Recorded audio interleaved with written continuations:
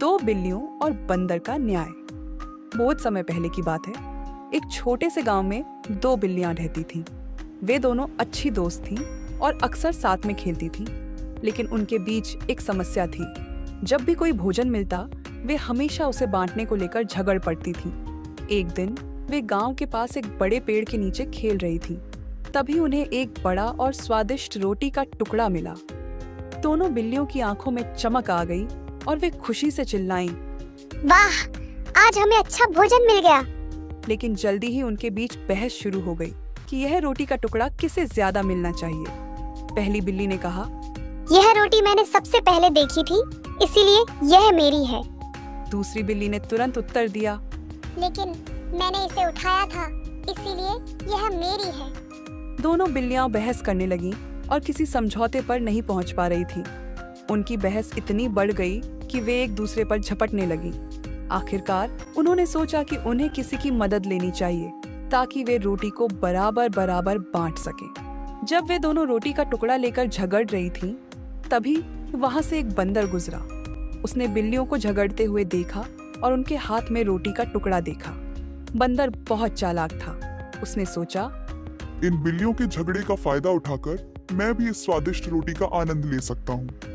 बंदर बिल्लियों के पास गया और बोला, दोस्तों, तुम लोग क्यों झगड़ रही हो? मैं तुम्हारी मदद कर सकता हूँ। मैं रोटी को बराबर बराबर बांट दूंगा ताकि तुम दोनों को समान हिस्सा मिले। बिल्लियों को बंदर की बात अच्छी लगी। वे सोचने लगी कि बंदर समझदार है और वह उनकी मदद कर सकता है। उन्होंने रोटी का टुकड़ा बंदर को दे दिया और कहा, ठीक है, तुम इसे बराबर बराबर बांट दो। बंदर ने रोटी का टुकड़ा लेकर उसे दो हिस्सों में तोड़ा, लेकिन उसने जानबूझकर दोनों हिस्सों को असमान रखा। एक हिस्सा बड़ा था और दूसरा छोटा।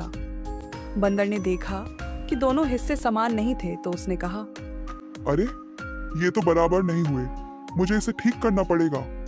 उसने बड़े हिस्से से थोड़ा सा तोड़ा और खुद खा लिया। फिर उसने दोनों हिस्सों की तुलना की और पाया कि अब दूसरा हिस्सा बड़ा हो गया है। उसने कहा, ओह, अब ये भी बराबर नहीं है, मुझे इसे भी ठीक करना पड़ेगा। फिर उसने दूसरे हिस्से से भी थोड़ा सा तोड़ा और खुद खा लिया। इस तरह बंदर रोटी के दोनों हिस्सों से बारी बारी से तोड़ता गया और खुद खाता गया। बिल्लियां देखती रहीं और उनकी चिंता बढ़ती गई क्योंकि रोटी का टुकड़ा धीरे धीरे छोटा होता जा रहा था। हली बिल्ली बोली, अरे बंदर भाई, क्या तुमने अब तक इसे बराबर नहीं किया? दूसरी बिल्ली ने भी चिंतित होकर कहा, हमें तो बहुत कम रोटी बचती दिख रही है। बंदर ने हंसते हुए कहा, बस थोड़ा और बचा है, इसे भी बराबर कर देता हूँ। उसने फिर से दोनों हिस्सों से थोड़ा थोड़ा तोड़कर खा लिया। धीरे धीरे रोटी का टुकड़ा इतना छोटा हो गया कि बिल्लियों को लगा कि अगर बंदर और खाएगा तो उनके लिए कुछ भी नहीं बचेगा।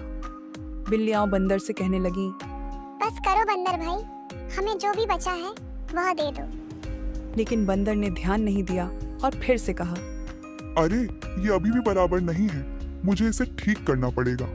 और उसने फिर से टुकड़ा खा लिया। आखिरकार बंदर ने पूरा रोटी का टुकड़ा खुद ही खा लिया और बिल्लियों के हाथ कुछ भी नहीं आया। उसने मुस्कुराते हुए कहा, अब सब ठीक हो गया, अब कोई हिस्सा नहीं बचा है, इसलिए कोई झगड़ा भी नहीं है। और बंदर वहां से चला गया। बिल्लियां उसे जाती हुई देखती रह गईं और फिर एक दूसरे की ओर देखा। उन्हें अपनी गलती का एहसास हुआ। उन्होंने सोचा कि अगर वे आपस में मिल बांट कर खा लेती तो वे रोटी का आनंद ले सकती थीं। लेकिन उनकी आपसी लड़ाई ने उन्हें भूखा छोड़ दिया। पहली बिल्ली ने दूसरी से कहा, हमने बंदर पर भरोसा करके गलती की, हमें खुद ही इसे बांट लेना चाहिए था।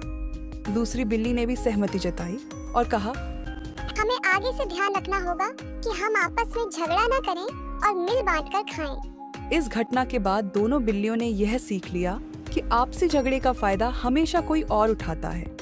उन्होंने फैसला किया कि आगे से वे कभी भी खाने को लेकर आपस में झगड़ा नहीं करेंगी और जो भी मिलेगा उसे मिल बांट कर खाएंगी।